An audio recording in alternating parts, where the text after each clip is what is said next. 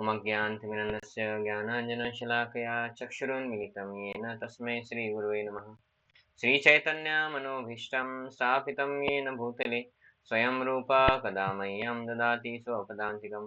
वन्देऽहं श्रीगुरो श्रीयुतपदकमलं श्रीगुरून् वैष्णवांश्च श्रीरूपं साग्रजातं सहगण रघुनाथान्वितं तं सजीवं साद्वैतं सावधूतं परिजनसहितं कृष्णचैतन्यदेवं श्रीराधा कृष्णपादान् सहगण ललिता श्रीविशाखान्वितां च नमामि विष्णुपादाय कृष्णपृष्ठाय भूतले श्रीमते भक्तिवेदांत स्वामिनिति नामिने।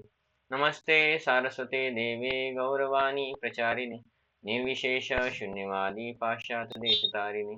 नमो महावदन्याय कृष्ण प्रेम प्रदायते कृष्णाय कृष्ण चैतन्य नामिने गौरतिषे नमः। हे कृष्ण करुणा सिंधु दीनबंधु जगतपते गोपेश गोपिका कांत राधा कांत नमोस्तुते। सप्तकांचन गौरांगी राधे वृंदावनेश्वरी वृषभानुसुते देवी प्रणमामि हरिप्रिये। वाञ्छाकल्पतरुभ्यश्च कृपा सिन्धुभ्येव च पतितानां पावनेभ्यो वैष्णवेभ्यो नमो नमः।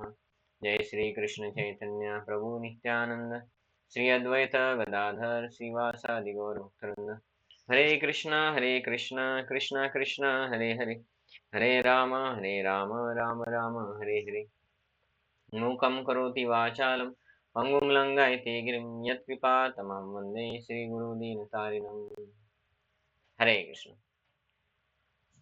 तो माता जी का प्रश्न था वो यत् करोषि यदश्नासि यज्जीवसि ददासि यत् तपस्यसि कौन्तेय तत्पुरुषो मद अर्पणम। ये श्लोक के बारे में थोड़ा और चर्चा करेंगे। तो वो श्लोक कितना नंबर था? 27 अध्याय 9:27।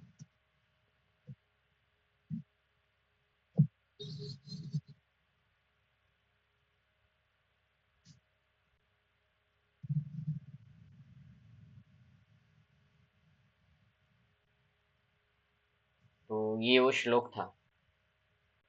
तो इस श्लोक में भगवान क्या बोल रहे? तत्पुरुष्व मद अर्पणम, मुझे अर्पण करो। तो क्या अर्पण करो? तो चार चीज बोल रहे। यत करोषि, जो भी कुछ करते हो। यत अश्नाशी, जो भी खाते हैं। और यत ज्योसी, मतलब किधर कुछ दान देते होंगे, अर्पित करते होंगे वो। और ददासियत, ये भी दान में आता है। तो इनडायरेक्टली भगवान बोल रहे कुछ भी करना है। अभी इधर तो चार प्रोसेस बताए उन्होंने, है ना, कि किसी को कुछ अर्पण करना है, दान करना है, खाना है या करना है। तो इसमें अगर करना है पकड़ेंगे तो करना है में सब कुछ आ गया कि कुछ भी कर रहे हो मेरे लिए करो, है ना। यत करोषि, जो भी करते हो क्या है? मद अर्पणम, मुझे अर्पण करो। तो माता जी का प्रश्न ये था कि कर्म अर्पणम, तो यत करोषि, जो भी कर रहे हो मुझे अर्पण करो, ऐसा भगवान बोल रहे हैं। तो अभी कर्मापन या ये क्या है? माता जी एक बार प्रश्न फिर से पूछिए, एग्जैक्टली आपको क्या बोलना है? तो हाँ, दिस इज कॉल्ड कर्म अर्पणम ना। हाँ हाँ, म्हणजे लेकिन ये आपण हाँ सिंफुल एक्टिविटीज जो हम लोग करते हैं, suppose hmm like some sin is involve, how hmm to segregate that? Okay okay. How? तो चार प्रकार के जो मुख्य पाप है वो तो हमें डायरेक्ट बताया जाता है ना, कि मांस भक्षण, इलिसिट सेक्स, उसके बाद आता है हम बोलते जुआ।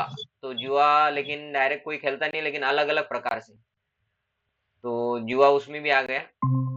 और पांचवा चौथा क्या है? मांस भक्षण, नशापान। इंटॉक्सिकेशन। नशापान। इंटॉक्स तो नशापान में फिर अगर डिटेल्स में चले जाए तो कोई बोलेगा कि दारू पीना नशा है, तो तंबाकू खाना भी नशा है ना। क्योंकि तंबाकू लोग खाते ही रहते हैं, कोई मर गया तो भी तंबाकू खाते उधर जाके। दारू तो नहीं पियेंगे इतना, लेकिन तंबाकू तो खाते ही लोग, है ना। वो गुटखा खाते, वो ऐसा ऐसा करते हैं, लोग गुटखा खाते। उनको लगता है कि ये वेजिटेरियन है, एकादशी को भी चलता है ना। तो लोग, तो ये भी इंटॉक्सिकेशन है। तो ऐसे डिटेल्स में जाए तो हर एक जो बड़ा सीन है उसका डिटेल्स भी होता है। जैसे हम डिटेल्स में जाते, नशापान में जाते हम, तो हम बोलते चाय भी नहीं पीना चाहिए। अभी चाय डायरेक्ट अपराध नहीं है, सीन नहीं है, बट इट इज इंटॉक्सिकेशन। समझ में आ रहा है आपको? तो अभी कर्म अर्पण करते वक्त तो हमारा आता है कि हम कुछ कर्म कर रहे हैं, उसमें कौन सा सीन आता है, ऐसा ही प्रश्न है माता जी। तो कुछ अगर सीन आ रहा है, समझे कि पैसे कमाना है, we झूठ might बोलना पड़ता है। हाँ we might offer our sins also through this, हाँ हाँ, no, some. But we have to take care that we will not commit any sins. तो जैसे पैसे कमाते वक्त झूठ बोलना पड़ता है किधर तो प्रभुपाद जी शास्त्रों के आधार से बोलते हैं कि थोड़ा झूठ अलाउड है, वो भी किसको? वैश्य को। वैश्य मीन्स द व्यापारी वर्ग बोलते हैं ना हम, बिजनेसमैन। लेकिन वो झूठ किया है कि लोग उसको फिर एक्सप्लॉइट कर लेंगे कि 20 रुपए का वस्तु उसने खरीदा है, समझे कि कुछ आइटम वो बेच रहा है, साबुन है 20 रुपए का, रिन साबुन। तो आइटम वो 20 रुपए का बेच रहा है, उसको 15 रुपए में मिला है, 15 में नहीं मिलता होगा शायद, समझे 17 में मिला है, तो 3 रुपए कमा रहा है एक साबुन के ऊपर। लेकिन कस्टमर क्या बोलता है, मैं आपसे 100 ले रहा हूं, मुझे तुम 15 को ही दे दो। अभी उसको 17 को मिला है, तो वो 20 लेंगे तो भी उसको 15 में नहीं दे सकता, क्योंकि वो नुकसान है। तो उस समय वो वैश्य या व्यापारी या बिजनेसमैन क्या करता है, उसको बोलता है अरे 15 में तो हमको भी नहीं पड़ता है, हमको ये 18 में पड़ता है। तो 17 में पड़ रहा है, लेकिन वो क्या बोल रहा है, 18 में पड़ रहा है, क्योंकि उसको एटलीस्ट 1 रुपया तो भी प्रॉफिट उसको कमाना ही है। क्योंकि अगर लॉट में लोग लेके गए और ये अगर बिना प्रॉफिट का बिजनेस करे, तो इसको भी बिजनेस करने के लिए ये होगा नहीं, फायदा नहीं होगा। वो अगर बोलता है ऑनेस्टली मुझे 17 को पड़ता है, मैं आपको 18 को दे दूंगा या 19 को दे दूंगा, बाकी को 20 का है, तो बोलेगा नहीं नहीं नहीं, और बार्गेनिंग करेगा, आपको 17 को पड़ रहा है तो 17.5 ले लो, वो बार्गेनिंग करेगा। इसलिए फिर उनको बोला कि भाई ठीक है, थोड़ा सा प्रॉफिट के लिए आप थोड़ा छोटा छोटा छोटा सा झूठ बोल सकते हैं। लेकिन वो व्यापारी भी उधर ये नहीं बोल सकता कि अरे भाई ये 20 का है, हमको 19.5 में बढ़ा है, मतलब अभी वो बहुत सारा कमा रहा है, तब उसको सीन लगेगा। तो उनको अलाउड है, लेकिन बाकी लोगों को अलाउड नहीं है। वो भी हमारा इनडायरेक्टली बोलना है कि अलाउड ही नहीं है झूठ बोलना भी। लेकिन भगवान की प्रसन्नता के लिए हम बोल सकते हैं, ये हमें अलाउड है। अभी भगवान की प्रसन्नता के लिए कैसा फिर क्या, तो फॉर एग्जाम्पल अभी एक उदाहरण आता है कि एक व्यक्ति था, या किसी की जान बचाने के लिए झूठ बोल सकते हैं, या खुद की जान बचाने के लिए झूठ बोल सकते हैं। कि समझे कि अभी आप में से कोई भक्ति करने लग गया और आपके रिलेटिव को पसंद नहीं है। समझे कि माता जी है, माता जी 16 माला करती है, प्रभु जी को पसंद नहीं है कि माता जी 16 माला करते करके, तो फिर माता जी बोलते मैं 16 माला नहीं करती, मैं 8 ही करती हूँ। तो फिर चल जाता है है ना। कि कुछ स्कूल के बच्चे हैं, वो कॉलेज में जाते हैं, लेकिन कॉलेज के बाद, ट्यूशन के बाद कुछ समय मिलता है, तो लड़के लड़कियों के साथ घूमते हैं, लड़कियां लड़कों के साथ घूमते हैं। लेकिन ये लड़के लड़कियां क्या करते हैं, समय निकाल के मंदिर में आते हैं। तो माता पिता को पसंद नहीं है कि भाई अपनी लड़की अपना लड़का मंदिर में इतना जा रहा है करके। तो फिर वो बोलते कि हम चले गए थे दोस्त के यहाँ पे। उस केस में झूठ बोलना ठीक है, क्योंकि वो झूठ बोल के आप किसी का नुकसान नहीं कर रहे, लेकिन आपका भक्ति युक्त फायदा है। क्योंकि आपने अगर बोल दिया कि मैं आज एकादशी था, मंदिर गया था, तो माता पिता देखेंगे अरे हर 15 दिन में मंदिर जाता है, रविवार को जाता है, कुछ फेस्टिवल है ऐसा बोल के मंदिर जाता है, आज से मंदिर जाने के नहीं, घर में बैठ के पढ़ेगा। तो फिर भक्ति रुक जाएगा। फिर उस केस में वो झूठ बोलते कि नहीं, मैं लाइब्रेरी गया था, दोस्त के यहाँ पे गया था, पिक्चर देखने गया था, है ना, घूमने गया था, ऐसा। तो ऐसे कुछ सीन्स है, तो उसको वो अलाउड है। वो भक्ति हमारा बचाने के लिए या हमारा प्राण बचाने के लिए, दूसरे का प्राण बचाने के लिए झूठ बोला। लेकिन अभी हम जो कुछ भी कर रहे हैं, पैसे कमा रहे हैं, उसमें डायरेक्ट झूठ बोल रहे हैं हमारे फायदे के लिए, उसका पाप लगेगा। फिर वो आरोपित कैसे करेंगे, तो उससे जो पैसा कमाए हैं वो भगवान को अर्पण करेंगे, तो हमारे जो पाप है वो भगवान को चले गए। लेकिन इसका मतलब ये नहीं कि फिर हर बार झूठ बोल के कमाओ। गेटिंग ना माता जी? ठीक है। और दूसरा है डायरेक्ट चोरी करके, फॉर एग्जाम्पल किसी को लूट के, अगर हम झूठ नहीं बोल रहे लेकिन लूट रहे, तो फिर अलाउड नहीं है। किसी का नुकसान करके अलाउड नहीं है। तो ये सब है उसमें। और सीन्स, और किस प्रकार के सीन्स आप मतलब इमेजिन कर रहे थे कर्मार्पण में? मतलब काम करते वक्त जो कुछ पाप होते उसके बारे में बात कर रहे थे ना माता जी? कधी कधी आपल्या हाताने अननोइंगली किंवा अनइंटेन्शनली सिन घडतं, like for example some ant okay, मरून गेली एंड्स। एखादी. तो उसमें क्या बोला जाता है कि अननोइंगली अगर कुछ होता है तो उसके लिए हमें सीन नहीं लगता है ज्यादा, और हम जब करते हैं तो वो सीन चला जाता है, उसका हमें नहीं मिलता है। लेकिन अननोइंगली अगर कोई करता है तो भी उसको मिलता है थोड़ा बहुत, लेकिन जब करने वालों को नहीं मिलता है, क्योंकि उसका अननोइंगली हो गया। लेकिन उसका, जैसे हम चलते हैं अभी रास्ते पे, ध्यान दे के चलना चाहिए, लेकिन उतना हम चलते नहीं है, तो फिर थोड़ा बहुत तो होने वाला है। लेकिन हम जब करते तो उससे वो अननोइंगली वाला निकल जाता है। घर साफ सफाई करते हैं तो बहुत कुछ मर जाता है, समझे कि कुछ रख दिया हमने, हमारा तो इच्छा नहीं कि चींटी मर जाए, लेकिन हम कुकिंग करते वक्त चींटियों का एंटीना इतना पावरफुल रहता है, वो तुरंत उधर जमा हो जाएंगे। फिर हम उसको झाड़ू से डायरेक्ट मर मर जाएंगे, हमें पता है। तो ट्राई कर सकते हैं, झाड़ू से करेंगे पहले, तो झाड़ू से करेंगे तो कम हो जाएंगे, फिर भी दो चार रहेंगे। तो फिर उसको साफ करते वक्त थोड़ा बहुत तो मरने ही वाला है, पोछा मारते वक्त ये हो, तो हम जब करेंगे उसमें निकल जाएंगे। लेकिन इंटेंशनली अभी मरने वाले, और मरने के बाद हम तो जब करने वाले, तो अपराध तो निकलने वाला है। तो फिर जितना भी चीटी है झाड़ू पोछा मार के खत्म कर दो उनको, वो भी मर जाएंगे, और जब करेंगे तो निकल जाएगा, तो फिर भी लगेगा वो पाप। उस समय हमें ख्याल तो रखना है कि वो उनको, उनका डेथ ना हो, चीटियां भी ना मरे। तो हम पहले झाड़ू से मारेंगे, ट्राई करेंगे कुछ ना कुछ करने का। और और भी कुछ उपाय रहते हैं चीटियों को भगाने का। जैसे चीटियां हो गई तो कुछ ये रहता है, आटा डाल दो तो चीटी निकल जाता है, ऐसा कुछ रहता है। तो ऐसे कुछ उपाय रहते हैं। तो आटा से चींटी मरा नहीं, लेकिन वो जिस वस्तु पे था वो चिटक रहा था, उस वस्तु को छोड़ के चली गई। वस्तु साफ करके डस्टबिन में डाल दिया, तो वो चींटियां वो वस्तु के साथ डस्टबिन में चली गई। अभी जिधर वो छोटा थोड़ा चिटका हुआ है उसको हमने चींटियों को पहले साफ निकाल दिया और फिर पानी से धो दिया, चींटियां मरी नहीं, कम मरी। तो ऐसा क्लीनिंग के वक्त इधर उधर चींटियां है तो वो थोड़ा कम करने के लिए प्रयत्न करना ही पड़ेगा। 100% बचा नहीं सकते हम, थोड़ा बहुत मरने वाले हैं हमारे साफ सफाई में। लेकिन साफ सफाई भी करना है, सतुगुण का लक्षण है, तो फिर वो थोड़ा बहुत तो मरेंगे ही। तो हम जब करते हैं तो वो कम हो जाता है, इसलिए फिर ये सब उसमें आता है। ठीक है माता जी। सो जो लोग जप नहीं करते हैं उनको दे incur sin, yes, this unknowing और yes, they incur unknowing sin. Sins also they incur. इसलिए जैन ऋषि क्या करते हैं, वो कोरोना होने से पहले मास्क पहनते थे, पता है ना आपको, है ना। और वो कंदमूल नहीं खाते, उनका बोलना है कंदमूल जब निकालते हैं तो उसके साथ बहुत सारे कीड़े जो रहते जमीन में वो मर जाते हैं, तो वो कंदमूल नहीं खाते। लेकिन हम खाते हैं, कंदमूल खाते हैं। लेकिन इतना करने से भी वो हम बचा नहीं सकते, कुछ भी करके पानी पिएंगे तो पानी में तो जा रहे हैं ना फिर, तो उतने का नहीं लग रहा है हमको। लेकिन जो मैक्सिमम जो लग रहा है, क्योंकि इधर उधर थोड़ा बहुत हम कुछ करते ही है, जो जप नहीं कर रहे वो भी थोड़ा बहुत इधर उधर कुछ ना कुछ भगवान का नाम कभी ना कभी लेते हैं, उससे उनका वो सीन निकल जाता है अननोइंग वाला। जो जानबूझ के करते हैं उसका ज्यादा लगता है। मतलब अभी इंडियन होने के नाते किधर ना किधर हम हमको हरे कृष्ण महामंत्र है ना, वो लोग गणपति की आरती में गाती है ना, तमेव माता पिता तमेव, बाद में हरे कृष्ण हरे राम बोल देते हैं। हो गया, एक बार हरे कृष्ण महामंत्र बोलने से उनका जो पाप था वो कट गया, अननोइंग वाला।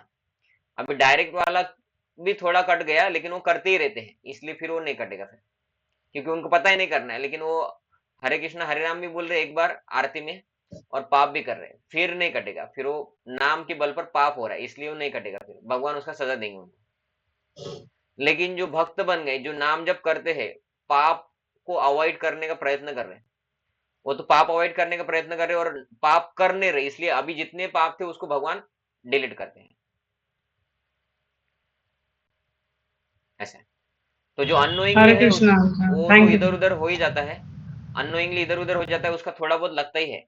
और वो हम इधर उधर अननोइंगली जो हरे कृष्ण महामंत्र या भगवान का कुछ ना कुछ करते हैं, विष्णु के अलग अलग नाम पुकारते हैं, कुछ पूजा अर्चना करते हैं, कुछ ना कुछ दान दक्षिणा कुछ करते हैं, उसमें वो निकल जाता है।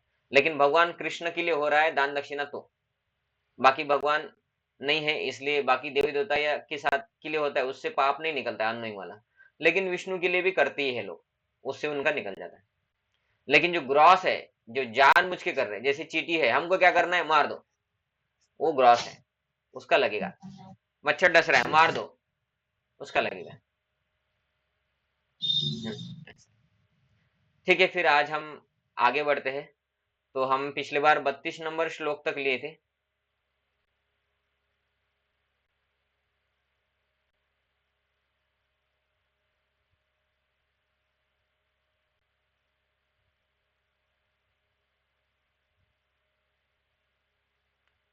तो ये श्लोक हमारा हो गया था कि भक्ति कोई भी कर सकता है, स्त्रिया वैश्य तथा शूद्र, और सभी लोग शुद्ध हो जाएंगे, है ना।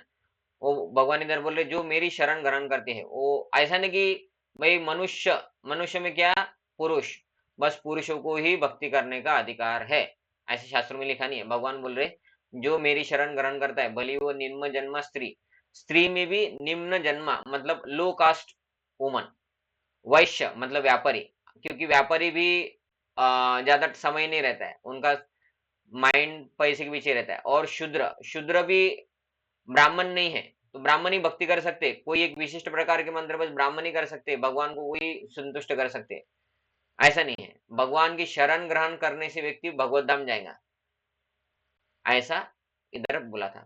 तो हमारा शास्त्र स्त्री पुरुषों में भेद नहीं करता है, हमारा शास्त्र तो बोलता है स्त्री और पुरुष दोनों भी क्या है, शास्त्र बोलता है दोनों भी आत्मा है ना, स्त्री पुरुष में भेद नहीं है, भक्ति सबके लिए है, और सभी लोग शुद्ध हो जाएंगे। तो आज जो हमें श्लोक लेना था वो था 34। तो अभी ये जो श्लोक है, मन मनाभव मद भक्तो मद्याजी माम नमस्कुरु मामे वैश्यसि युक्तेव आत्मानं मत्परायणम। तो ये श्लोक यहाँ से यहाँ तक भगवान ने 2 बार बोला है, नीचे का थोड़ा अलग हो जाता है। तो ये 9वें अध्याय का 34 नंबर श्लोक है। ऐसे एक और श्लोक भगवान ने और एक जगह बोला है, वो 18वें अध्याय में बोला है भगवान ने, उसमें भी ऐसा ही आता है, मन मना भो मद भक्तो मद्याजी माम नमस्कुरु, है ना। तो मैं आपको ट्राई करता हूँ दूसरे सॉफ्टवेयर में दिखाने का। 65वां श्लोक है, 18 अध्याय 65 श्लोक।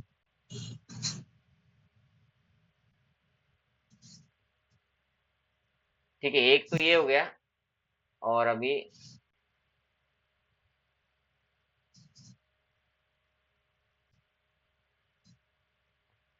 ये हो गया दूसरा श्लोक, मन मनाभो मद भक्तो मद्याजी माम नमस्कुरु मामय वैश्यसि सत्यम थे प्रतिजाने प्रियुषि में। तो दोनों भी इसमें देखिए मन मनाभो आ रहा है ना। तो मैं ट्राई करता हूँ दोनों आपको एक साथ दिखे, ऐसा कुछ हो सकता है तो।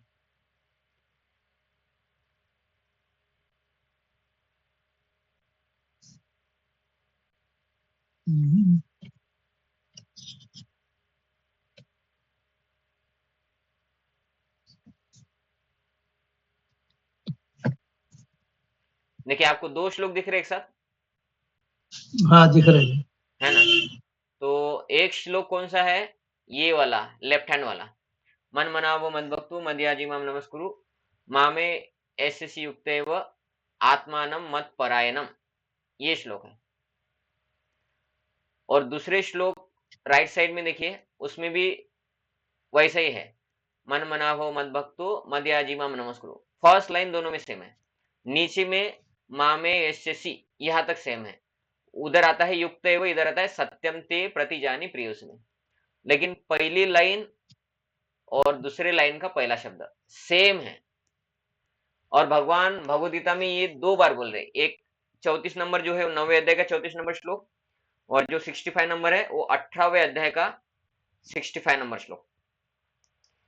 तो अभी भगवान के पास कुछ बोलना है तो भगवान बोल सकते हैं अलग अलग श्लोक की रचना करके, हमको बोलने के लिए कुछ नहीं रखता, इसलिए हम बहुत सारे वाक्य रिपीट कर देंगे या श्लोक रिपीट कर देंगे। भगवान यही बात बताने के लिए या दूसरी कुछ बात बताने के लिए अलग श्लोक भी यूज कर सकते हैं, लेकिन भगवान ने सेम 2 बार बोला, तो 2 बार कुछ बोल रहे मतलब उसका बहुत कुछ महत्व है, तब जाके बोल रहे हैं, बराबर है। समझे कि मैंने एकनाथ प्रभु जी को बोला कि प्रभु जी कल मंदिर में आते वक्त है ना आपका गाड़ी लेके आना, तो हो गया हमारा कुछ बात हो गया, जाते वक्त प्रसाद की बात 10 बजे एकनाथ प्रभु जा रहे थे, मैं फिर से बोल दिया प्रभु जी याद रखना गाड़ी लेके आना आपको 2 व्हीलर, मतलब कुछ इंपॉर्टेंट है ना। दूध वाले को बोलते हैं ना कल कल 1 लीटर एक्स्ट्रा लेके आना, पाहुणे येतात आमच्या घरी, है ना, हमारे घर में गेस्ट आने वाले हैं, 1 लीटर एक्स्ट्रा लेके आना। तो बोलते हैं हाँ, फिर वो बात करता है, ये वो सोसाइटी में इधर उधर देता है, और फिर नीचे से जाने लगता है, गाड़ी को किक मारता है, हमें याद आता है, अरे ये गाड़ी को किक मार के जा रहा है, फिर से याद दिलाते हैं हम, गैलरी से याद देते हैं, याद रखना 1 और लीटर एक्स्ट्रा लाना हमारे घर में, फ्लैट नंबर 302 में। तो बोलते हैं हाँ हाँ याद है याद है। तो इम्पोर्टेंट है, 2 बार बोल रहे हैं, और इम्पोर्टेंट है तो 3 बार भी बोलते भगवान, जैसे कि हरेर नाम एव केवलम, है ना, उसमें 3 बार बोले हरि नाम ही करना चाहिए करके। क्यों बोलते, कलैव नास्तेव नास्तेव नास्तेव, 3 बार बोले, कलयुग में उसके अलावा उपाय नहीं, इसके अलावा उपाय नहीं, इसके अलावा उपाय नहीं। तो कुछ इंपॉर्टेंट बातें रहती तो 2 बार बोलते हैं, इसलिए भगवान इधर क्या बोल रहे हैं कि मन मना भो मद भक्तो, अभी मैं पहला वाला देखा था, मन मना भो मद भक्तो मदयाजी माम नमस्कुरु मामे यस्य युक्तेव आत्मानम मत परायणम। मत परायणम मतलब मेरे परायण बनो, मेरे परायण मतलब मेरे अच्छे भक्त बनोगे, या मेरी भक्ति में, इधर देखिए इधर लिखा है मेरी भक्ति में अनुरक्त होंगे, मतलब अच्छा भक्त बनोगे। लेकिन कब या क्यों बनना क्यों है, या क्या करना है उसके लिए। तो भगवान बोलते हैं मन मना, मेरा मनन करो, है ना, मत चित्त।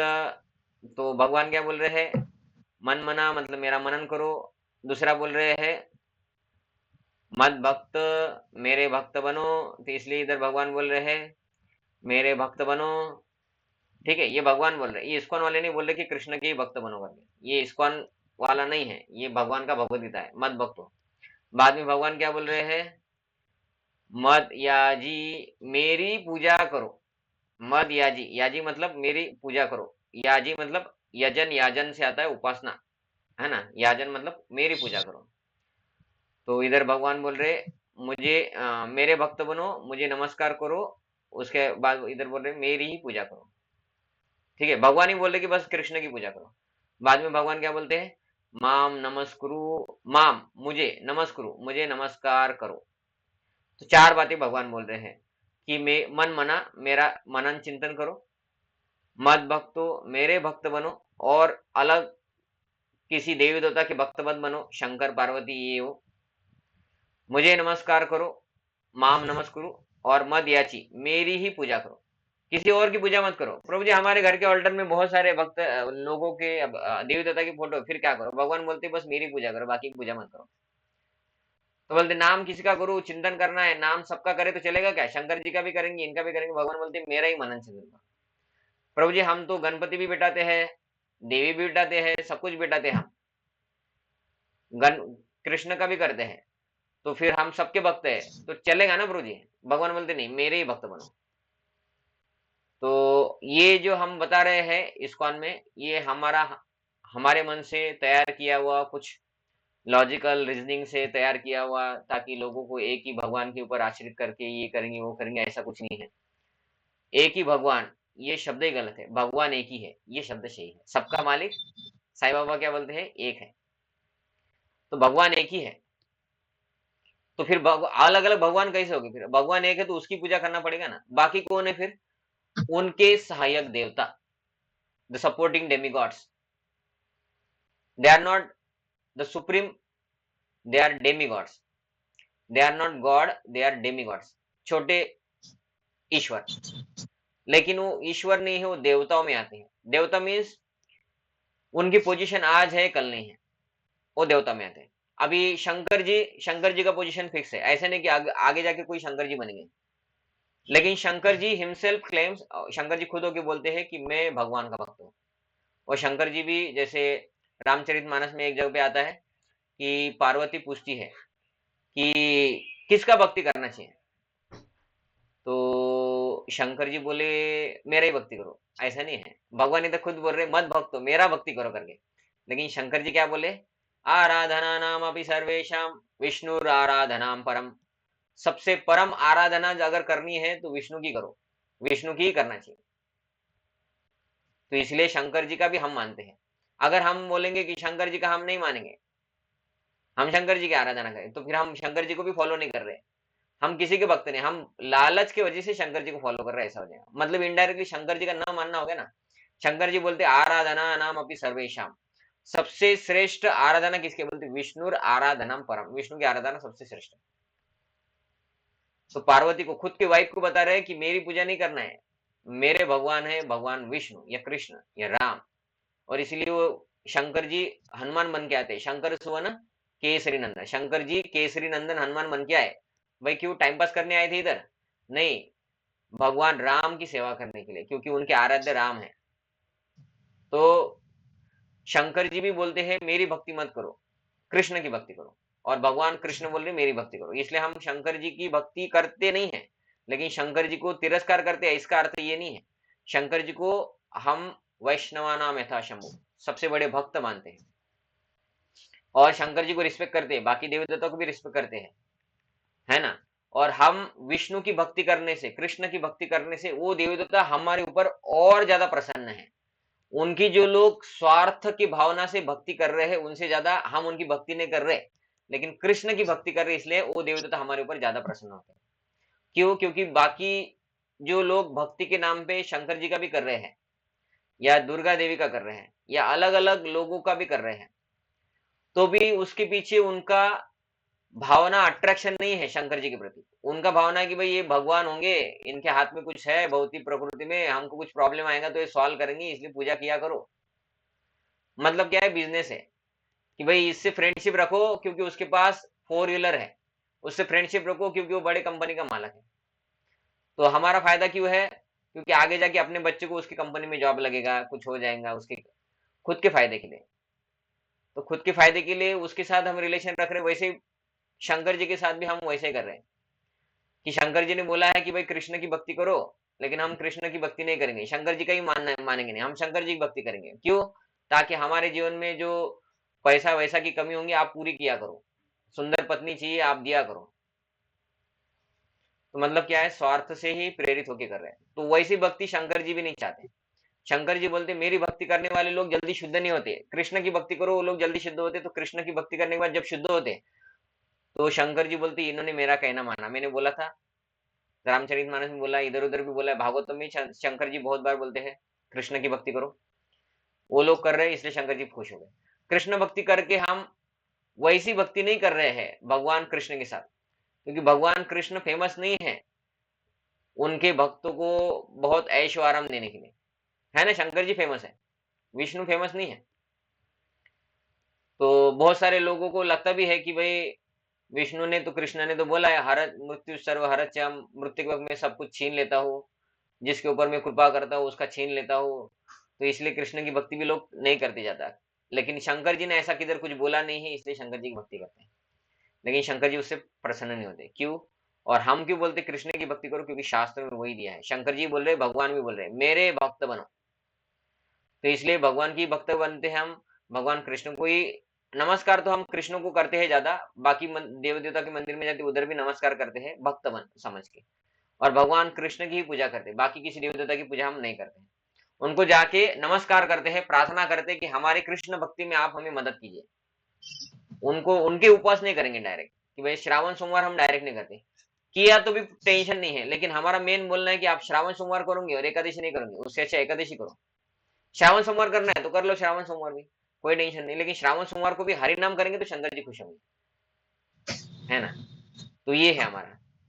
तो पूजा तो हम भगवान कृष्ण की करते क्योंकि कृष्ण ने बोला है, और जिन देवी देवता की हम पूजा करते वो देवी देवता भी नहीं भी बोला है अलग अलग शास्त्रों में। तो इसलिए क्या है, अगर ऐसा करेंगे, 4 चीज करेंगे, निश्चित रूप से मुझको प्राप्त होंगे। भगवान को प्राप्त होना मतलब भगवान के धाम में जाना, back home, back to God. भगवान के धाम में जाना ये हमारे जीवन का उद्देश्य है। ये भी बाकी संस्थाएं हमको बताती नहीं। बाकी किसी भी छोटे मोटे मंदिर में हम चले जाते हैं तो उधर लोग क्या बोलते हैं?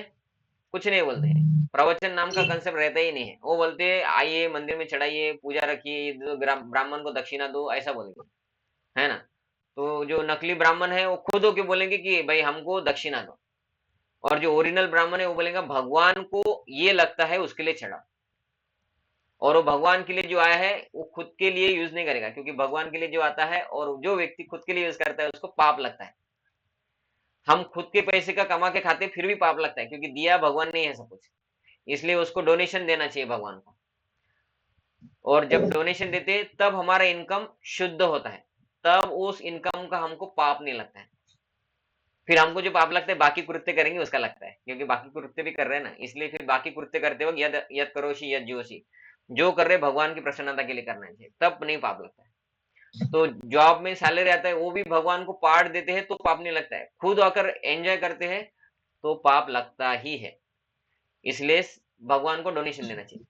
अभी भगवान को हमने डोनेशन दिया और अगर वो डोनेशन भगवान की सेवा के लिए था और अगर किसी पुजारी ने खा लिया तो उसको अभी और ज्यादा लगेगा, क्योंकि उसने जो भगवान के लिए आया था वो भी चोरी कर दिया। समझ में आपको? तो ऐसा नहीं कि भाई अगर किसी मंदिर में जाके पुजारी भगवान के लिए जो डोनेशन आ रहा है उसको ही अपने घर गृहस्थी के लिए या अपने खुद के लिए यूज कर रहा है, नहीं, वो पुजारी के लिए कोई देता है डायरेक्ट कि ये आपकी सेवा के लिए, तब उसने अगर यूज किया तो उसको पाप नहीं लगेगा। अगर मतलब शब्द का इतना इंपॉर्टेंट है, किसी व्यक्ति ने बोला कि भाई ये ठाकुर जी के लिए रसमलाई, तो वो व्यक्ति ने ठाकुर जी को भोग लगा के खुद खाया तो टेंशन नहीं है, लेकिन वो भोग लगाया ही नहीं, अपने पैकेट में डाल दिया और खा लिया ऐसे, तो फिर उसको और लगेगा। और पैसा तो क्या भोग लगेगा, पैसा तो डायरेक्ट भगवान की सेवा में यूज करना पड़ता है। जो पैसा आ गया वो पैसा भगवान के लिए, जितना पैसा है भगवान के लिए यूज होना ही चाहिए। अगर किसी ने 1 लाख रुपए दिए ड्रेस के लिए, तो वो 1 लाख रुपए ड्रेस नहीं हुआ, 80,000 का ड्रेस हुआ, तो बाकी 20,000 उसका ज्वेलरी खरीदना ही पड़ेगा भगवान के लिए। या 20 लाख रुपए का, 20,000 रुपए का ज्वेलरी नहीं खरीदोगे तो फिर भगवान की सेवा के लिए बहुत सारा वस्तु यूज होता है, दूध दही ये वो, या और भी कुछ वस्तुएं रहती है, वो खरीदना पड़ेगा। अगर उसमें बचा के वो व्यक्ति ने खुद के यूज कर लिया तो उसका फिर गया, उसको उसका कर्म लेना पड़ेगा। ऐसा रहता है, बहुत कठिन रहता है। तो इसलिए हमारा भगवान को प्राप्त होना मतलब भगवान के धाम में जाना। तो बहुत सारे अलग अलग मंदिरों में क्या होता है, वो पुजारी लोग अपने स्वार्थ के लिए बैठे उधर, तो वो ये चीज बताएंगे नहीं आपको। आपको इस्कॉन में आने से पहले किसी पुजारी ने बताया था कि जीवन का उद्देश्य भगवत धाम में जाना है? अगर आपको किसी ने बताया होगा तो हाथ ऊपर करके बताइए कौन से मंदिर में किस पुजारी ने बताया था इस्कॉन के अलावा। आप भी भक्ति कर रहे होंगे ना तब, ऐसा नहीं कि इस्कॉन में आने के बाद ही सबने भक्ति किया। मैं तो वैसे इस्कॉन में आने के बाद ही किया, उससे पहले तो भक्ति वक्ति कुछ पता ही नहीं था, नास्तिक थे हम, इंजीनियरिंग किया था, नास्तिक बन गए थे। तो इस्कॉन में आने के बाद पता चला कि ऐसा कुछ रहता है करके। लेकिन आप तो पहले से भी करते होंगे, कुछ भक्ति करते होंगे, तो आपको किसी ने बोला है? अगर बोला है तो आप माइक ऑन करके बता सकते कि बोला था आपको किसी ने कि जीवन का उद्देश्य भगवत धाम जाना है करके, आपको किसी ने बोला था इस्कॉन के अलावा? है ना? कोई बोलता ही नहीं है। क्यों? फिर भक्ति करने का उद्देश्य क्या है? ताकि भक्ति करे और भगवान इधर पैसों की बारिश करते रहे, ऐसा लक्ष्मी का हाथ ऐसा रहता है, उससे 1-1 रुपए का कॉइन नहीं गिरता है, सोने के कॉइन्स गिरते हैं। इसलिए लक्ष्मी की पूजा करनी चाहिए, है ना? लक्ष्मी की पूजा करते हैं दिवाली के वक्त, नारायण की पूजा नहीं करते। घर लोग मंदिर में जाते हैं तो थोड़ा बहुत कर लेते हैं, लेकिन घर में नारायण की जगह लक्ष्मी की फोटो ज्यादा रखते लोग, है ना? वो गणपति सरस्वती लक्ष्मी ये फोटो लगते है ना, ऐसे रखते हैं ना बहुत सारे लोग। कल भी एक व्यक्ति को मिला था, वो बोल रहा मेरे जीवन में बहुत प्रॉब्लम है। तो मैं उनको बोला आप हरे कृष्ण महामंत्र शुरू नहीं की? मैं आपको तभी बोला था 4 महीने पहले। नहीं, बोले मैं लक्ष्मी का भक्त हूँ। तो लक्ष्मी प्रसन्न होंगी, नारायण का सेवा नहीं करेंगे तो ये तो ऐसा हो गया कि नेहा वायकर माता जी है समझिए, और प्रभु जी है, और मैं बोलूंगा कि भाई प्रभु जी को मत खिलाना, बस माता जी को ही खिलाना, तो माता जी गुस्सा हो जाएगी ना, है ना? और प्रकाश खरटकर प्रभु जी भी गुस्सा हो जाएंगे, भाई माता जी को ही खिला रहे मेरे को खिला ही नहीं रहे। अगर उनकी माता जी को खिलाए और प्रभु जी को नहीं खिलाए तो, है ना? तो एक्चुअली क्या होता है, ये युगल युगल जोड़ी रहती है, ये राधा कृष्ण लक्ष्मी नारायण। तो बस लक्ष्मी के भक्त बनना है। क्यों? क्योंकि वो हमारा ये करेंगे, पैसों से भर देंगे। ऐसे ही हमको बचपन से सनातन धर्म मतलब यही होता है, ऐसा सिखाया गया है। सनातन धर्म को फॉलो करके सनातन बनना है, आत्मा सनातन है, फिर ये मृत शरीर में क्यों जिंदा रह रही है और दुख ही क्यों भोग रही है?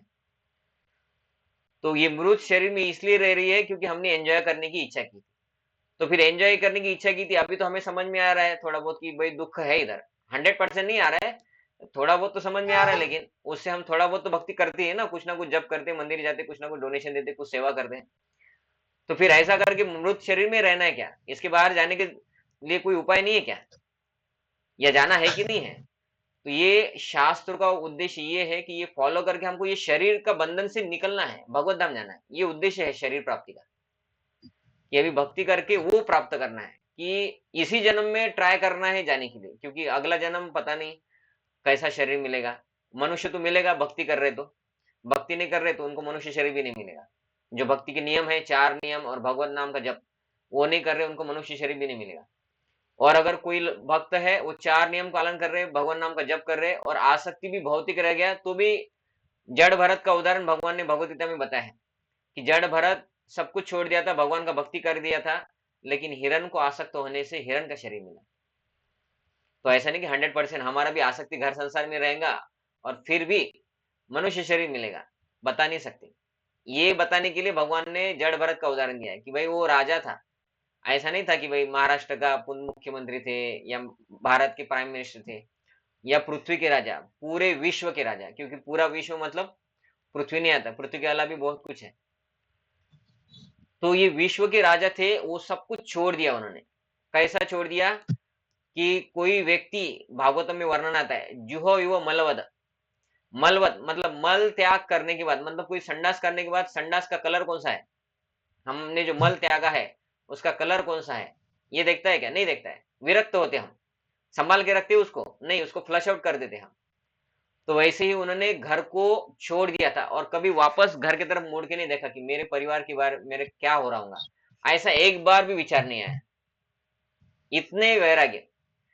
बस एक हिरन था, वो हिरन ने, हिरनी थी, उसने बच्चे को जन्म दिया, हिरनी मर गई। इनको लगा भाई इसकी माँ मर गई बच्चे की, अब ये हिरन के बच्चे को मैं ही संभालता हूँ, और हिरन के बच्चे को संभालने लगे। हिरन का बच्चा बड़ा हो गया, फिर भी उसको संभालते थे और आसक्ति हो गया, तो फिर जब कर रहे लेकिन आसक्ति हिरन में है, मर गए, हिरन की आसक्ति में हिरन बन गए। भाई इतना सब कुछ छोड़ के भगवान का भक्ति किया, हिरन ही बने तो फिर क्या फायदा? नहीं, उधर वो इसलिए बताया जाता है कि आसक्ति आपका जिधर रहेगा वैसा भगवान बोले मैं प्रॉमिस करता हूँ आपको वैसा ही जन्म दूंगा, आप मेरी भक्ति करो या ना करो, आपका मैं वही जन्म दूंगा जैसा आपका मरते वक्त कॉन्शियसनेस है।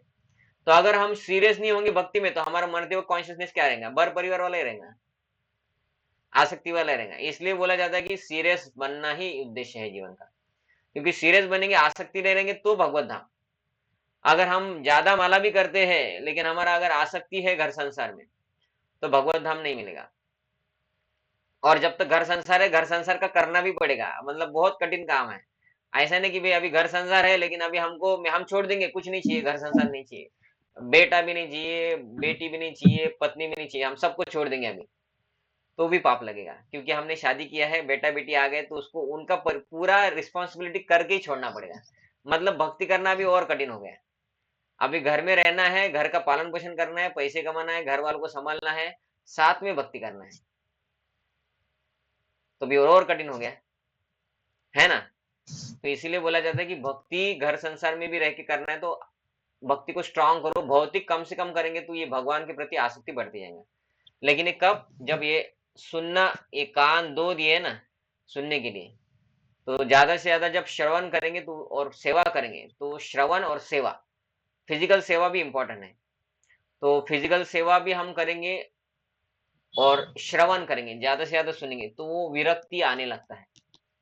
तो एक 50 साल के बाद या कुछ समय के बाद जब हमारा रिस्पॉन्सिबिलिटी कंप्लीट हो जाए या सेटल करके भगवान की भक्ति में बहुत अच्छे से भक्ति करके वो आसक्तियों को कम करके भगवत के धाम जाया जा सकता है। हो सकता है इस जन्म में, अकेले जन्म में नहीं जाएंगे, लेकिन इस जन्म में आसक्ति के साथ ज्यादा स्ट्रांगली भक्ति करने का भी प्रयत्न करने से अगले जन्म में हो सकता है हमारे जीवन में भगवान कुछ प्लानिंग कर दे कि भाई हम शादी कर ले लेकिन पत्नी भाग जाए किसी और के साथ, तो हम बोलेंगे कि ऐसे रहते औरतें, और हम मंदिर में चले जाए, फुल टाइम हो जाए, है ना।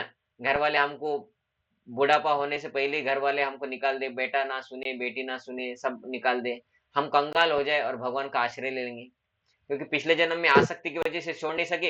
इस समय भगवान ने ऐसा अरेंजमेंट किया कि घर वालों ने हमको त्याग दिया, अभी भगवान के है ना। तो ये भी भगवान की कृपा है। तो हम नहीं चाहते ऐसा हो, हमें लगता है कि ये तो कृपा नहीं है, लेकिन हम इस जन्म में कुछ भक्ति करेंगे तो अगले जन्म में भगवान हमको ऐसा वैराग्य देंगे कि हम खुद होके कुछ ऐसा करेंगे कि बहुत जल्दी घर संसार की आसक्ति छोड़ के भगवान के सेवा में एकदम अच्छे से रिक्त हो जाएंगे। और कुछ ही जन्मों में हम भगवत धाम चले जाएंगे, है ना। तो इसलिए भगवत धाम जाना, भगवान बोलते हैं मुझे निश्चित प्राप्त होंगे। तो ये जीवन का उद्देश्य है। इस्कॉन के अलावा हमें किसी ने बताया नहीं था पहले, इस्कॉन में आने के बाद पता चला। और ये सच में जीवन का उद्देश्य भगवान इधर बोल रहे हैं कि मन मना भव मद भक्तो, मेरा भजन करो, हरे कृष्ण महामंत्र करो, और किसी भक्त देव का भजन नहीं करना है, या कृष्ण का ही और अलग अलग नाम की भी भजन नहीं करना है। कोई बोलेंगे प्रभु जी फिर ठीक है, हरे कृष्ण कृष्ण का ही भजन है, हम ओम नमो भगवती वासुदेव का जप करेंगे। वो 16 माला तो बहुत जल्दी हो जाएगा ना, राधा राधा जप करेंगे, वो 16 माला तो और जल्दी हो जाएगा। क्योंकि एक मनी पे राधा बोलना है, दूसरे मनी पे राधा बोलना है, तीसरे मनी पे राधा बोलना है। हरे कृष्ण महामंत्र क्या है, एक मनी में हरे कृष्ण कृष्ण कृष्ण हरे हरे, हरे राम राम राम हरे हरे। अब तक तो प्रभु जी 16 बार राधा बोल रहे थे हम, तो फिर 16 माला हमारा आधे घंटे में हो जाता, और फिर बाकी की 1.5 घंटा हम क्या करते, मोबाइल यूज करते बैठेंगे। तो चैतन्य महाप्रभु स्वयं भगवान, पूरी सृष्टि के रचयिता भगवान कृष्ण चैतन्य महाप्रभु बन के आके ये मंत्र दिया, मतलब कुछ तो इंपॉर्टेंट होगा ना। तो अभी ये मंत्र छोड़ के अगर हम दूसरा मंत्र करेंगे तो फिर हमसे ज्यादा बुद्धू कौन है फिर। ये तो ऐसा हो गया कि क्वेश्चन बैंक दे दिया टीचर ने कि भाई 100 मार्क का आपका एग्जाम है 3 दिन के बाद मैथ्स का, और ये उसका क्वेश्चन बैंक है। 100 मार्क्स का एग्जाम में 25 प्रश्न पूछे जाएंगे, 4 मार्क का एक, और 25 प्रश्न क्या है, उसके लिए 50 प्रश्न की बुक बैंक है, क्वेश्चन बैंक है। ये 50 प्रश्नों के अच्छे से उत्तर निकाल के प्रैक्टिस करके रखो, इसमें से ही 25 आएंगे जो 100 मार्क्स के आएंगे। हम क्या बोलेंगे, हम ये नहीं करेंगे, हम ये क्वेश्चन बैंक यूज ही नहीं करेंगे, हम पूरा पुस्तक पढ़ लेंगे, ऐसा नहीं चाहिए हमको। तो फिर बुद्धू कौन हो गया फिर, जो क्वेश्चन बैंक को रेफर नहीं किया वो हो गया ना बुद्धू फिर। बराबर समझ में आ रहा है मैं क्या बोल रहा हूँ। 50 प्रश्न में से 25 प्रश्न आने वाले गारंटी है, उसका पढ़ाई करो, टीचर ने बोल दिया। हम बोलेंगे नहीं, हम पूरा किताब पढ़ के पढ़ाई करेंगे, तो फिर हमको ज्यादा बुद्धू बोला जाएगा, वो इंटेलिजेंस नहीं है। हमको चैतन्य महाप्रभु जो स्वयं भगवान है, पूरी सृष्टि के रचयिता, आके बोल के हरे कृष्णा करो, हम बोलते हैं हम ओम नमो भगवते वासुदेव करेंगे या राधा राधा करेंगे। तो फिर हमें ये देंगे भगवान। भगवान बोले मैं जो तुम्हारे लिए शॉर्टकट था वो दिया तुमको, मैं 4 व्हीलर दिया कि भाई तुम जॉब पे जल्दी पहुंचो, तुम बोलते नहीं हम साइकिल पे ही जाएंगे, हम यूज ही नहीं करते 4 व्हीलर। तो ये तो फिर गलत फहमी होगी, फिर इसको तत्व विभ्रम बोलते हैं हमारी भाषा में। तो तत्व यह है जो मंत्र दिया है वही करना है। इसलिए मन मना, भगवान का चिंतन कैसे करना है, भगवान का नाम स्मरण, हरे कृष्ण महामंत्र। मत भक्त, भगवान कृष्ण के भक्त बनना है, भगवान कृष्ण को ही नमस्कार करते हैं और भगवान कृष्ण की पूजा करते हैं, तब जाके ये भगवत धाम जाने का हमारा जो गोल है वो पूरा हो जाएगा। नहीं तो इधर ही रहेंगे, हम भक्ति भी करेंगे, अगले जन्म में भगवान हमको करोड़पति घर में जन्म देंगे, चांदी के चम्मच से केसर का खीर खिला के हमारा अन्नप्राशन सेरेमनी होगा, इतना पैसा रहेगा, है ना, ऐसे रहता है ना। तो और बचपन से ही हमने जो मांगा, जो खिलौने मांगे, 1-1 लाख के खिलौने के साथ खेले हम बचपन से, ऐसे घर में जन्म देंगे भगवान। क्यों भाई, तुमने आसक्ति के साथ भगवत धाम न जाने की इच्छा के साथ भक्ति किया था, ताकि हर जन्म में पैसे वाले घर में जन्म मिले। भगवान बोलते जा मर, बोलते करोड़पति घर में जन्म ले, लेकिन वो करोड़पति घर में जन्म लेने के बाद भी उधर इतना पैसा होगा कि उधर पाप करेंगे, क्योंकि पैसा है, कमी तो किस चीज की है ही नहीं, तो फिर नरक चले जाएंगे। मतलब एक जन्म के बाद फिर अभी करोड़ों जन्मों तक नरक चले जाएंगे, इसलिए वो नहीं करना है। भगवत धाम जाना ये उद्देश्य हमारा होना ही चाहिए। तो ऑलरेडी अभी इसमें 45 मिनट्स हो गए, फिर भी प्रभुपाद जी का तात्पर्य इंपॉर्टेंट है, उसको हम पढ़ते ही है थोड़ा, क्योंकि हम पूरे श्लोक तो नहीं ले रहे। इस श्लोक में स्पष्ट इंगित है कि इस कलमशग्रस्त भौतिक जगत से छुटकारा पाने का एकमात्र साधन कृष्ण भावनामृत है, शंकर भावनामृत है, शिव भावनामृत, देवी भावनामृत है। कि भाई हमारे कुल देवता कौन से है, तो वैष्णव देवी है, तो हम वैष्णव देवी भावनामृत बनेंगे। हम गजानन महाराज के गांव से है, तो हम गजानन भावनामृत बनेंगे। नहीं, ये भौतिक जगत से निकलने के लिए कृष्ण भावनामृत ही काम करता है। बाकी भावनामृत फिर काम नहीं करती क्या, नहीं, बाकी भावनामृत ये भौतिक जगत में आपको टिकाने के लिए काम करती है, कि आपको पैसा ये वो देते रहेंगे वो देवी देवता, ताकि इस भौतिक जगत में आप बार बार जन्म लेंगे, पैसा मिलेगा, और पैसों के साथ आपने जितने पाप किए हैं उसका दुख आते रहेंगे, क्योंकि पैसा मिलने के बाद पाप नष्ट होती है, ये थोड़ी बोला है। जितना भक्ति कर, जितना अलग अलग देवी देवता को पूजा करेंगे उतना पैसा मिलेगा, और कलमश हृदय गंदा है उससे हम पाप करेंगे और पाप का भी फल मिलेगा। करोड़पति होंगे लेकिन बीमारियां बीमारियां रहेंगी, कि भाई करोड़पति है तो 30,000 रुपए का दवाई खाओ महीने का, थोड़ा सा नहीं खाने का, 200 रुपए का दवाई, 30,000 रुपए का दवाई खाना पड़ेगा, है ना। आपको सादे क्लिनिक में जाते गरीब होने के बाद तो 7 स्टार हॉस्टल में हॉस्पिटल में आपको भर्ती किया करेंगे, अमीर होने के बाद 7 स्टार हॉस्पिटल में भर्ती करते हैं ना, है ना। 7 स्टार है ना नागपुर में, तो आपको 7 स्टार हॉस्पिटल में भर्ती करेंगे।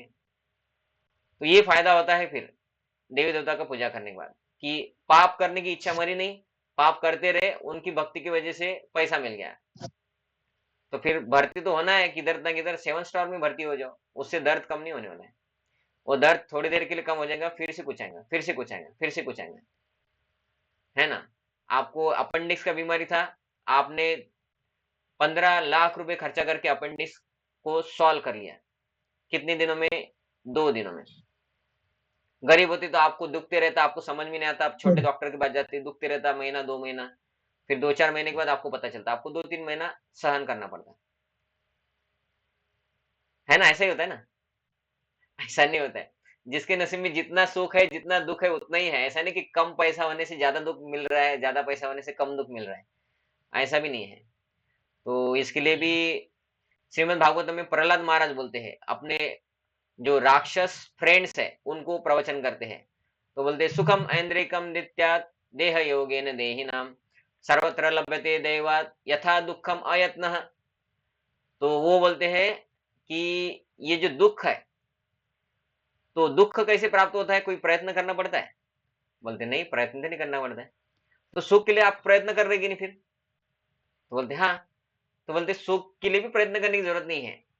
तो बोलते सुखम ऐन्द्रिकम दैत्यात्, ये शरीर का जो सुख है ये कैसा आता है? बोलते देह योगेन देहिना, ये देह योग है, दैव योगेन देहिना। दैव योग मीन्स हमारे पाप और पुण्य के हिसाब से जितना सुख आना है उतना आने ही वाला है। आपके पास कितना भी दुख हो, कितना भी पैसा हो, दुख आना है तो आने ही वाला है। और आपके पास कितना भी कम पैसा हो, आपको अगर सुख आने वाला है तो आने ही वाला है। तो बोलते लेकिन सुख के लिए तो बहुत प्रयत्न करते हैं। वैसे ही वो बोलते हैं यथा दुखम अयत्नः, तो सुख के लिए भौतिक प्रयत्न करना बंद कर दो। सुख आपके जीवन में जितना है उतना आने वाला है, आप भक्ति में इस्टेब्लिश हो जाओ, भक्ति करने में दृढ़ हो जाओ। तो फिर सुख के लिए प्रयत्न नहीं करेंगे, प्रभु जी सुख कहां से आएगा? तो बोलते यथा दुखम अयत्नः, जैसे दुख अयत्न, प्रयत्न के बगैर दुख आता ही है, वैसे प्रयत्न के बगैर आपको सुख आने ही वाला है, बिकॉज इट इज देव योगेन देहिना। ये देव योग से आ रहा है। आपने पिछले जन्म में या अभी तक जितने सुख दुख आ रहे हैं वो किसकी वजह से है? पिछले जन्म से अभी तक जितने पाप और पुण्य किए उसकी वजह से। तो फिर ये तो ऑटोमेटिक साइकिल हो गया, है ना, ऑटोमेटिक हो गया ना, वो आने ही वाला है। जैसे दुख ऑटोमेटिक है, आप कितना भी प्रयत्न करो वो आने वाला है, वैसे सुख भी आने वाला है। तो अभी ज्यादा भौतिक के पीछे मत पड़ो, अभी ज्यादा भक्ति के पीछे पड़ो, ऐसा प्रहलाद महाराज बोलते हैं। तो इसलिए कृष्ण भावनामृत के अलावा सुख दुख को डिलीट नहीं किया जाता, बस भक्ति से ही होता है, इसलिए कृष्ण भावनामृत इंपॉर्टेंट है। अभी एक एक श्लोक के ऊपर बहुत कुछ बोले जाते हैं, अभी हम शॉर्टकट लेंगे, थोड़ा आगे बढ़ते हैं।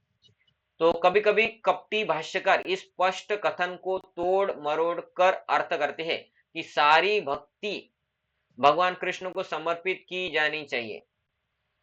दुर्भाग्यवश ऐसे भाष्यकार पाठकों का ध्यान ऐसी बात की ओर आकर्षित करते हैं कि जो संभव नहीं है। ऐसे भाष्यकार यह नहीं जानते कि कृष्ण के मन तथा कृष्ण में कोई अंतर नहीं। कृष्ण कोई सामान्य मनुष्य नहीं, वे परमेश्वर है। उनका शरीर, उनका मन एवं स्वयं वे एक ही है। मतलब भगवान और भगवान का शरीर एक ही है, भगवान का शरीर अलग है और भगवान के शरीर के अंदर कोई एक निराकार बैठा है, ऐसा कुछ नहीं है। तो इधर वो क्या बोल रहे हैं कि कपटी भाष्यकार क्या करते हैं, तोड़ मरोड़ कर अर्थ करते हैं कि इधर भगवान क्या बोल रहे हैं, निराकार, निराकार का पूजा करो, ऐसा उनका बोलना है। सारी भक्ति भगवान कृष्ण को समर्पित की जानी चाहिए, लेकिन वो कृष्ण कौन है? उनके अंदर बैठा हुआ निराकार, और शरीर कृष्ण है वो नहीं बोलते। तो ये उनका बोलना है भगवान। प्रभुपाद जी इधर वो बता रहे हैं। तो वो क्या, उनका बोलना क्या है कि कृष्ण के मन और शरीर में कोई अंतर है नहीं, तो सब कुछ कृष्ण को ही देना है। कृष्ण कोई सामान्य मनुष्य नहीं, वे परमेश्वर है, उनका शरीर और उनका मन स्वयं सब एक ही है। मतलब क्या है, कृष्ण जो रूप है बांसुरी बजाने वाले, उसी भगवान का भक्ति करना है, निराकार का नहीं। जैसा कि कूर्म पुराण में कहा जाता है, और सिद्ध भक्ति सिद्धांत सरस्वती गोस्वामी ने चैतन्य चरितामृत पंचम अध्याय आदि लीला के 41 से 48 के अनुभाष्य में भी उद्भित किया है, मतलब बताया है। देह देहि विदेव्यम नेश्वर्य विद्यते क्वचित, अर्थात परमेश्वर कृष्ण में तथा उनके शरीर में कोई अंतर नहीं है। मतलब भगवान का शरीर और भगवान एक ही है। हमारा शरीर और आत्मा अलग है। हम मतलब मैं आत्मा और मेरा शरीर तो अलग हो गए। मैं और मेरा मोबाइल मतलब मैं अलग, मेरा मोबाइल अलग। मैं और मेरा कुर्ता मतलब मैं अलग, मेरा कुर्ता अलग। मैं और मेरा शरीर मतलब मैं अलग, मेरा शरीर अलग। वैसे भगवान में नहीं है। हमारा आत्मा ही शरीर को छोड़ के चला जाता है। भगवान कृष्ण के अंदर कोई एक आत्मा है। कृष्ण मर गए, उनको पाँव को बांध लग गया। हमारा पाँव काट डालेंगे तो भी हम नहीं मरेंगे, और भगवान का पाँव को बांध लगने से भगवान कैसे मर गए, है ना। तो ऐसे भाष्यकार को समझ में नहीं आता है, वो एक्सप्लेन नहीं करते कथाएं में। कथाओं में ये एक्सप्लेन करना चाहिए सब, लेकिन वो लोग ये एक्सप्लेन नहीं करते, कथाओं को कंप्लीट करते, क्योंकि कथा कंप्लीट करने का पैसा मिलता है। लोगों का सिद्धांत तो दृढ़ करने का पैसा नहीं मिलता है। लोगों को भक्त बनाने का पैसा मिलता है क्या? नहीं मिलता है। कथा कंप्लीट करने का पैसा मिलता है। इसलिए कथाएं करो, जितना ज्यादा हो सके उतनी कथाएं करो। 7 दिन के बाद इधर, 7 दिन के बाद उधर, उधर उधर, ये फ्री में प्रवचन करो, लोगों को बोलो, चैंटिंग करो, वो लोग सुनते नहीं, कुछ नहीं, खाली फोकट में अपना समय वेस्ट। उसने में तो 2-4 कथाएं कर लेंगे हम, एक महीने में 3-4 कथाएं कर लेंगे तो कितना पैसा हो जाएगा, बहुत पैसा हो जाएगा ना, है कि नहीं। फोकट में कीर्तन करने का, लोगों को भक्त बनाने का, वो तो भक्त बनने नहीं वाले, और हमारा पैसा बंद हो जाएगा तो फिर हमारे जीवन में सुख कहाँ से आएगा। इसलिए कथाएं करो। तो वो लोग क्या, उनको पता ही नहीं कि भगवान का शरीर और भगवान एक ही है। हमारे जैसा थोड़ी उनका, भगवान मर गए, मरते थोड़ी है भगवान। भगवान का लीला है, बाण लगने से तो हम भी नहीं मरेंगे, है कि नहीं। हमारा तो पाँव भी काट दिया तो नहीं मरेंगे, भगवान के पाँव को बाण लगने से कहाँ मरे। भगवान शरीर को साथ भगवत धाम चले गए, और एक नकली शरीर इधर भी रख दिए, ताकि ऐसे मूर्ख लोगों को लगे। लेकिन इसका अर्थ ऐसा नहीं कि भगवान निराकार थे। वो शरीर तो मर गया, देखो वो निराकार था उसके अंदर जो बोल रहा था। तो आपको शरण किसका लेना है? उस निराकार का शरण लेना है। ऐसे बताने वाले लोगों का मत सुनो, ऐसे प्रभुपाद जी बोल रहे हैं। लेकिन इस कृष्ण तत्व को न जानने के कारण भाष्यकार कृष्ण को छुपाते हैं। वो बोलते हैं कृष्ण की पूजा नहीं करनी, निराकार की करनी, और उनके मन तथा शरीर से पृथक बताते हैं। भगवान और भगवान के शरीर में अंतर है, ऐसा बताते हैं। तो ऐसे लोग नकली है। यद्यपि यह कृष्ण तत्व के प्रति नीरी अज्ञानता है। कुछ लोग जनता को भ्रमित करके धन कमाते हैं। देखो, निराकार निराकार बोल के कथा कर करके पैसे कमाते लोग।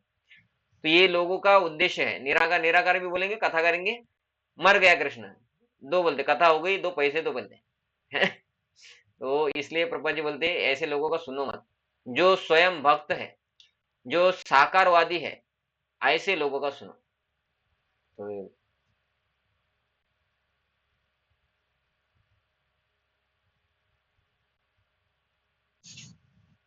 तो इसको क्या हो गया। कुछ लोग आसुरी होते हैं, वे भी कृष्ण का चिंतन करते हैं, किंतु ईर्ष्यावश, जिस तरह कृष्ण का मामा कंस करता था।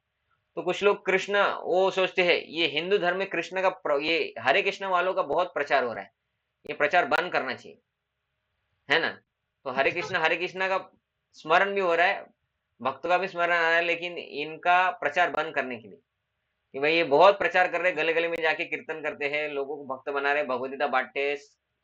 इनका प्रचार कैसे बंद करेंगे? अरे अफवाह फैलाएंगे, ये फॉरेन में पैसे बेचते हैं, भगवदगीता बच के पैसे कमाते हैं।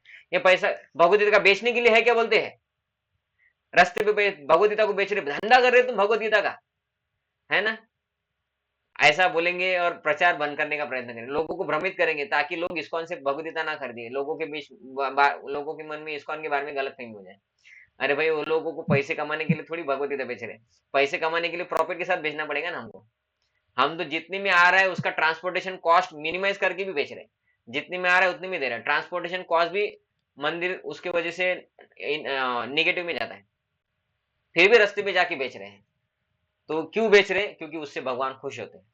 भगवान ने भगवदगीता के 18वें अध्याय की 68 श्लोक में बोला है, जो भगवदगीता ज्ञान लोगों को देगा वो मेरा सबसे प्रिय भक्त है, इसलिए कर रहे हैं। तो ऐसे लोग क्या करते हैं, वो आसुरी है, लेकिन वो भी कृष्ण का भक्त है ऐसे भी बोलेंगे। हम भी कृष्ण के भक्त है, हम थोड़ी ना रास्ते पे जाके ये कर रहे हैं, है ना, हम भी कृष्ण के भक्त है, हम भी निराकार के भक्त है ऐसा बोलेंगे। तो ये निराकारवादियों से नहीं सुनना चाहिए, इसलिए प्रभुपाद जी उधर इनडायरेक्टली बोले। वह भी कृष्ण का निरंतर चिंतन करता रहता है, किंतु वह उन्हें शत्रु रूप में सोचता है। वो नहीं चाहता कि कृष्ण के धाम जाए, वो चाहता है निराकार के धाम जाए, तो उनको भी शत्रु बोल सकते हैं। वह चिंताग्रस्त रहता है, सोचता रहता है कि न जाने कब कृष्ण उसका वध करे। ये कंस के बारे में बोल रहे हैं कि कंस भी कृष्ण के बारे में चिंतन करता था, लेकिन क्यों, क्योंकि मारने के लिए। इस प्रकार का चिंतन से लाभ नहीं है। मनुष्य को चाहिए कि भक्ति में, प्रेम में उनका चिंतन करे। तो ये भक्ति कब डेवलप होगा, प्रेम कब डेवलप होगा?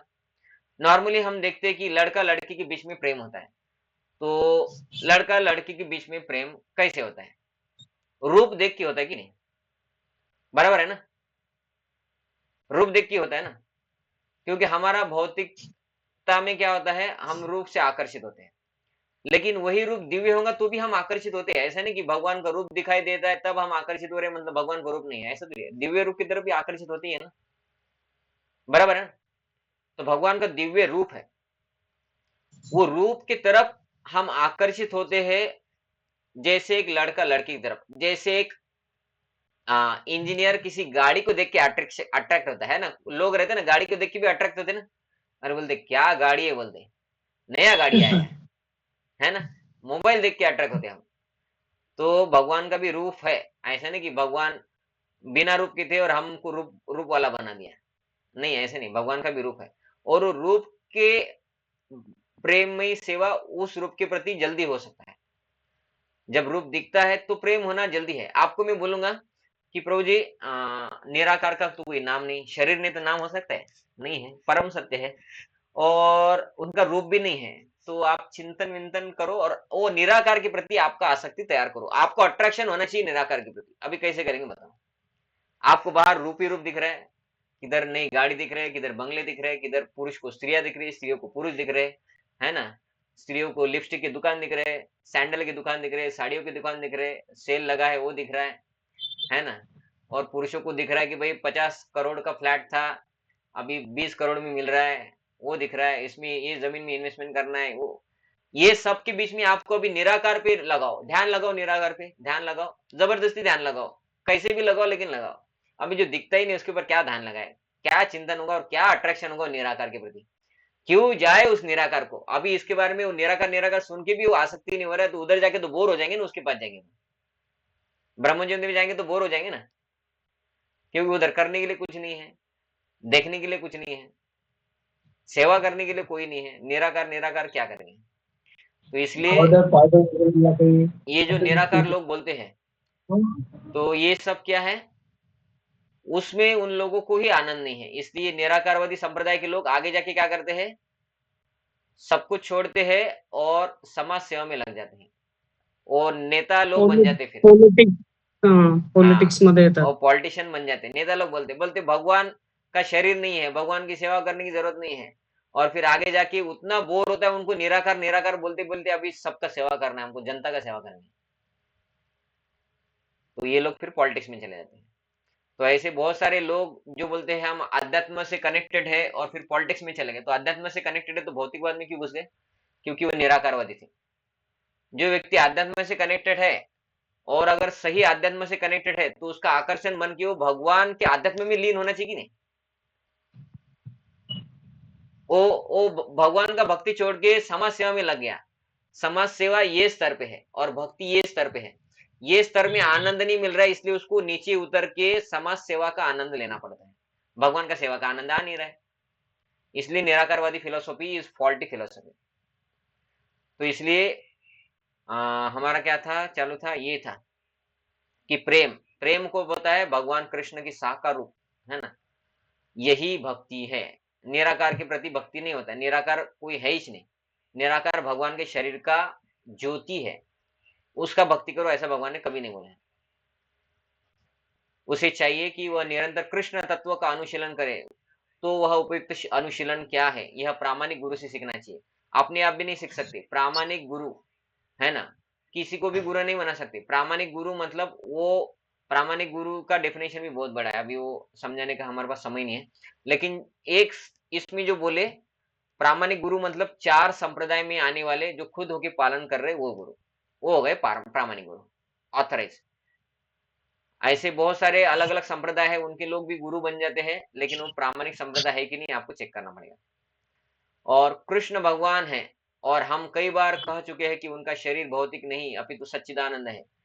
इस प्रकार की चर्चा से मनुष्य को भक्त बनने में सहायता मिलेगी, अन्यथा अप्रामाणिक साधन से कृष्ण का ज्ञान प्राप्त करना व्यर्थ है।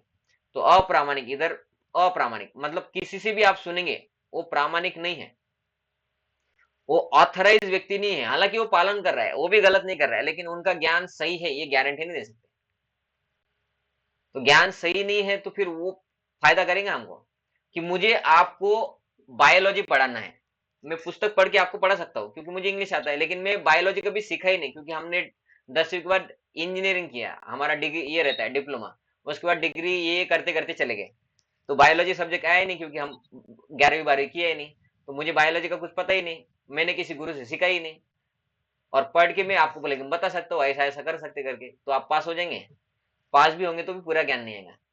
मैं आपको फ्री में भी सिखाऊंगा, मेरा बहुत अच्छा भाव है, आपको फ्री में सिखाऊंगा, तो भी आपको फायदा नहीं होगा। आपको प्रामाणिक एक टीचर जो कॉलेज में ऑथराइज स्कूल में या कॉलेज में टीचर टीचिंग कर रहा है, उस टीचर से सुनना पड़ेगा, उसका एग्जाम देना पड़ेगा, तब आपको जॉब मिलेगा। मेरे से सुन के मैं आपको मेरा डिग्री दे दूंगा तो नहीं होगा आपको। तो ऐसे गुरु भी होते हैं, वो गुरु से ही इसलिए सुनना चाहिए। अप्रामाणिक, यूट्यूब पे तो बहुत सारे प्रवचन आते प्रभु जी, वो महाराज का बहुत अच्छा बोलते हैं, तो सुन सकते क्या? नहीं सुन सकते, ऐसा है। तो जो प्रामाणिक संप्रदाय है, लेकिन प्रामाणिक संप्रदाय हमारा इस्कॉन प्रामाणिक है, हमें पता भी है सब, तो फिर इस्कॉन का क्यों नहीं सुनना है? हाँ, आप इस्कॉन के बाहर का सुन सकते हैं जब इस्कॉन का यूट्यूब पे प्रवचन आना बंद हो जाए और बाकी लोगों के आना शुरू हो जाए, क्योंकि हमारे इस्कॉन का आता ही नहीं, तो फिर क्या करें, तो फिर बाकी का सुन सकते हैं। उस केस में जब आप इस्कॉन का यूट्यूब पे सर्च करें और इस्कॉन के लेक्चर आई नहीं तब। लेकिन ऐसा होता है क्या? कितने सारे लेक्चर है इस्कॉन के भक्तों में, तो इस्कॉन के भक्तों का ही सुनना चाहिए, है ना, क्योंकि वो प्रामाणिक है। ठीक है, फिर यहाँ पे अभी 9 बज गए हैं, हम यहाँ पे रुक जाते हैं। आपको कुछ बोलना है, बताना है या कुछ पूछना है तो आप पूछ सकते हैं। खूप हाँ छान झाला आजचा क्लास प्रभूजी, थँक्यू. नहीं, तुमची कृपा है। हरे कृष्ण, दंडवत. हरे कृष्ण। हाँ एकनाथ प्रभु जी, कुछ बोलना है आपको? हरे कृष्ण प्रभूजी, दंडवत प्रणाम. धन्यवाद प्रभु जी. प्रभूजी, ह्या क्लासमध्ये आपण जे मग ते बाहेर गावल्या माळा वगैरे नाही करत त्याला जोडू शकतो का आपण हा हा, याच्यात? सगळ्यांना सगळ्यांना, कारण की त्यांना हे अच्छा. आता ते भक्ती नाही करत, पण हे क्लास ऐकून ऐकून या क्लास मध्ये काय होते, जे भक्ती नाही करत त्यांना पण हा थोडं हा. समजायला लागेल. आजचा जो क्लास आहे तो ऐकला असता तर खूपच चांगलं झालं असतं त्यांनी. हा नाही काय प्रॉब्लेम, मी रेकॉर्डिंग करून ग्रुप मध्ये पाठवून देईल लिंक, तुम्ही त्यांना हा, पाठवू पाठवून शकता. द्या आणि मी त्यांचे नंबर तुम्हाला व्हॉट्सअप करून देतो, हो हो हो, ते चालतं तुम्ही ऍड करून टाका मग. चालतं. ठीक है, ठीक है. हरे कृष्ण. हरे कृष्ण. ठीक है, तो यहाँ पे हम रुक जाते हैं। धन्यवाद, आप सभी ने सुना। तो प्रणाम प्रभु की जय। अभी हाँ, वो माता जी ने पूछा था ना, नहीं प्रभु जी ने पूछा था, प्रकाश खरड़कर प्रभु जी ने, 11 तारीख को नरसिम्हा चतुर्दशी है, तो आप ट्राई कीजिए आज से ही नरसिम्हा भगवान की लीलाएं सुनने का, क्योंकि जब 11 तारीख आएंगे तो 10 तारीख को आपको समय नहीं मिलेगा, फिर आप बोलेंगे समय ही नहीं मिला। तो 11 तारीख, अभी आज कितना तारीख है? 1, तो 10 दिन है आपके पास। तो 10 दिन में आप नरसिम्हा भगवान के जितना भी आता है यूट्यूब पे वो सुन लीजिए, इस्कॉन का, है ना, किसका सुनना? इस्कॉन का, इस्कॉन कोणाचं प्रभू? हो, हाँ पण which one okay will you okay, recommend? मैं ग्रुप में डाल दूंगा, बरं. है ना, 2-3 लेक्चर में आपको ऑथराइज इस्कॉन के कनेक्टेड ग्रुप में डाल दूंगा, वो आप सुन लीजिए। मैं भूल जाता हूँ, मैं इधर बोलता हूँ फिर बाद में भूल जाता हूँ, आप ग्रुप में एक रिमाइंडर डाल दीजिए, प्रोजी नरसिम्हा कथा, ऐसा करिए, ठीक है। ठीक है और मंदिर में आप ट्राई कीजिए, online is also one of the medium to, ये भी एक माध्यम है प्रवचन का, लेकिन इसमें जो भक्ति का लाभ है, प्रवचन सुनने के बाद जो प्रगति करने के लिए जो इच्छा होती है वो कम होती है, क्योंकि इतना सा वीडियो रहता है ना हमारा, और ये मोबाइल डिवाइस माया का डिवाइस है। तो जब आपको समय मिलता है मंदिर में आके बैठ के प्रवचन सुनने में जो फायदा होता है वो ऑनलाइन में कभी होगा ही नहीं। ऑनलाइन किस लिए है कि आप दूर है, मंदिर में नहीं आ सकती, इसलिए। इसका अर्थ ये है कि आपको कभी कभी मंदिर में आके भी प्रवचन सुनना है ना, तो आप ट्राई कीजिए मंदिर में आके पर्सनली एक भक्त भगवत गीता या भागवतम कुछ तो बोल रहा है और आप बैठ के सुन रहे, इससे जो प्रगति होगा वो ऑनलाइन, वो एक लेक्चर में जो प्रगति होगा ऑनलाइन में आप 10 लेक्चर, 11 लेक्चर, 100 लेक्चर के बाद भी नहीं होगा। आपको इंफॉर्मेशन मिल जाएगा कि 11 तारीख को ये है करके, ये है करके। भक्ति के 2 माध्यम है, एक माध्यम है, ऐसा डेटा मिल जाएगा। भक्ति में प्रगति करने के लिए जो विश्वास चाहिए, वो विश्वास, प्रगति करने की उत्साह, निश्चय, धैर्य, वो बैठ के जो प्रवचन सुनते हैं प्रत्यक्ष, उसमें सबसे ज्यादा होता है। फिर बताने वाला कितना भी अच्छा हो यूट्यूब पे इधर उधर, उससे ज्यादा फायदा है कि तोतली भाषा में अड़क लड़खड़ाते कोई अगर प्रवचन कर रहा है, उसका डायरेक्ट प्रवचन सुनेगा। तो ये फायदा है प्रवचन का। इसलिए आप ट्राई कीजिए मंदिर में आके प्रवचन सुनने का ही होना चाहिए। ऐसा आप हफ्ते में या महीने में एक बार, या हफ्ते में तो होना ही चाहिए एक दिन, तो गवर्नमेंट भी एक दिन छुट्टी देती है भक्ति करने के लिए, है कि नहीं? तो ट्राई कीजिए आप, ठीक है। धन्यवाद। हरे कृष्ण। भगवद गीता यथारूप की जय। जगत गुरु स्वामी शिल प्रभुपाद की जय। निताय गौर प्रेमानंदे। हरि हरि बोल। हरे कृष्ण। राम प्रभु की जय। शिल प्रभुपाद की जय। हरे Krishna.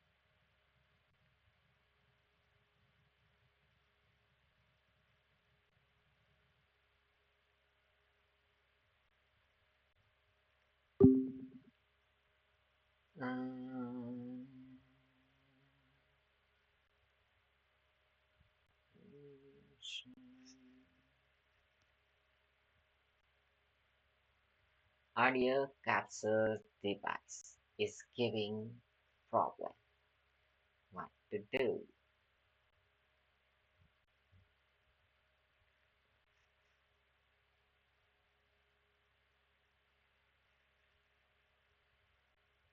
Hare Krishna, Hare Krishna, Krishna Krishna, Hare Hare, Hare Rama.